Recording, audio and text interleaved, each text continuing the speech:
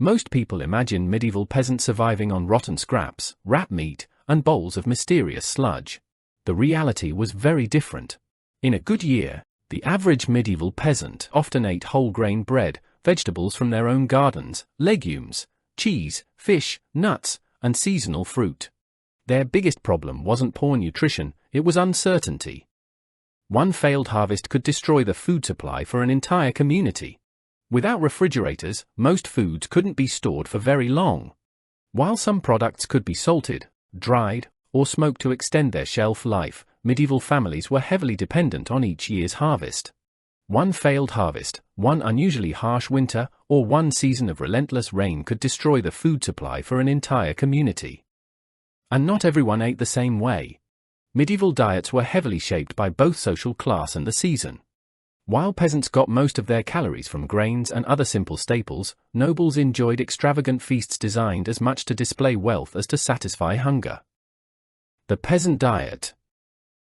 About 80% of the medieval population were ordinary peasants. For them, food was not a matter of choice but of availability. There was no menu, no grocery store, and definitely no late-night food delivery. You ate what your land, garden, or village could provide. Grains. Bread was the foundation of life. In some regions, it supplied the majority of a person's daily calories. Most peasants ate dark breads made from barley, rye, or oats, while expensive white wheat bread was reserved for the wealthy. And medieval people loved bread so much that they occasionally ate the plate too. Apparently, they weren't huge fans of washing dishes either, because large slices of stale bread called trenchers were often used as edible plates. When bread was unavailable, grain porridges known as gruel became the alternative. Gruel wasn't the kind of meal people dreamed about. It was the kind of meal that kept them alive long enough to dream about something better. Pottage. After bread, the most common dish in a peasant's diet was pottage. This simple stew simmered constantly over household fires and was made from whatever vegetables happened to be available. Despite being a daily staple, it was usually a meal of necessity rather than abundance, with meat appearing only on rare occasions.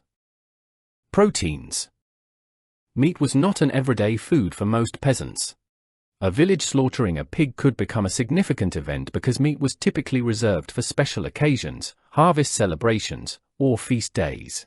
Instead, peasants relied on eggs, cheese, peas, beans, and lentils for protein. Fish was also an important food source, especially for communities living near rivers, lakes, or the coast. It became even more important during the many religious fast days imposed by the church, when eating meat was forbidden, but fish was allowed. Alcohol. Contrary to popular belief, medieval people did not spend their days constantly drunk. However, low-alcohol ale and beer were common beverages for adults and children alike, because they were nutritious, widely available, and often safer than questionable water sources. The noble diet. The aristocracy enjoyed access to a much wider variety of foods, and viewed dining as an opportunity to demonstrate status. Meats. The wealthy consumed large quantities of beef, pork, mutton, poultry, and game. Meat in the Middle Ages was highly seasonal. Most animals were slaughtered in autumn or early winter when there was less need to feed them through the cold months. Fresh meat was therefore limited and often eaten quickly before it spoiled. To extend its use, people relied heavily on preservation methods like salting, smoking, and drying. Salt was valuable and not cheap, but it was widely produced and traded, especially through coastal salt works and inland mining regions, making preservation a normal part of food culture rather than an elite-only practice. Because hunting rights were tightly controlled by law in many regions, especially under royal forests, animals like deer and wild boar were primarily available to nobles. Illegal hunting existed, but it carried serious penalties. Depending on the time and place, getting caught could mean anything from a heavy fine to imprisonment, or even execution. In elite kitchens, meat was rarely simple. It was often combined with sauces made from wine, vinegar, breadcrumbs, and spices. Medieval cooking focused heavily on texture and transformation. Meat could be minced, spiced, baked into pies, or reshaped into elaborate dishes, meant to impress as much as to feed. Spices. One of the clearest signs of wealth was not meat, but spices. Pepper, cinnamon, cloves, and nutmeg traveled thousands of miles through trade networks and were extraordinarily expensive.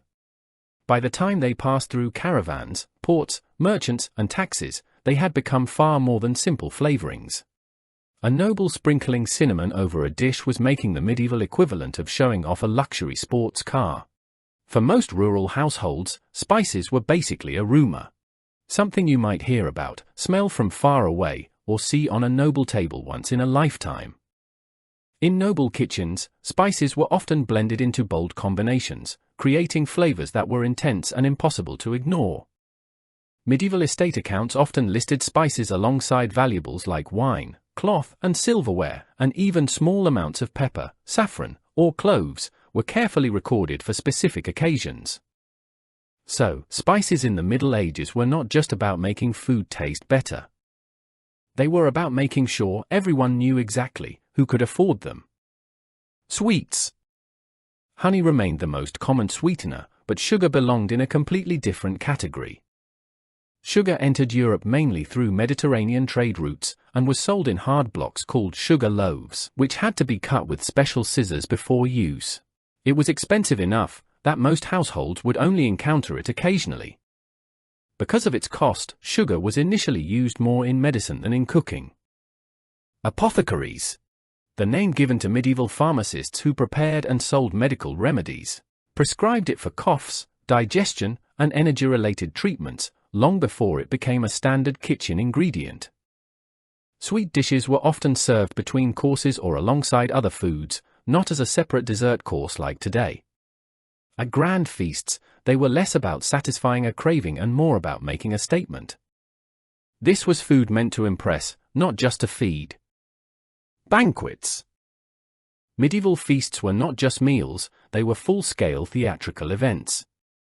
A grand banquet could stretch over many hours and include dozens of courses, each designed less for nutrition and more for impact.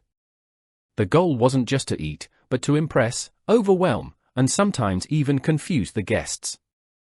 Tables were often decorated with intricate edible centerpieces, known as subtleties. These were sculptures made from dough, sugar, or marzipan, that were shaped into castles, animals, or symbolic scenes from religion and mythology. They were meant to be admired before being eaten, or sometimes not eaten at all. Roasted peacocks were occasionally served with their feathers, carefully reattached after cooking, just to preserve the illusion of grandeur. Swans and other exotic birds also appeared on noble tables, often presented in ceremonial style. Another popular dish was gelid meat, or aspic. In those days, gelatine was made by boiling animal bones for hours. This dish could be molded into elaborate shapes and displayed as edible works of art. And some feasts even included pies that released live birds when cut open. A kind of medieval surprise reveal, meant purely for entertainment. In a world without screens or entertainment, dinner wasn't just dinner. It was the show. Fasting days. Under the rules of the Catholic Church, people were expected to avoid meat on Fridays, during Lent, and on various holy days throughout the year. In practice, however, how strictly these rules were followed depended heavily on social class, region, and access to food. For wealthier households and religious institutions, fasting rules were carefully observed and planned around. For many rural communities, however, daily survival and available resources often mattered more than strict dietary restrictions. But in some places, the definition of fish was stretched further than you might expect. Animals that spent much of their lives in water, such as beavers, were sometimes treated as acceptable alternatives during fasts. Beavers weren't the only case. In parts of medieval Europe, the barnacle goose became another famous example of classification confusion.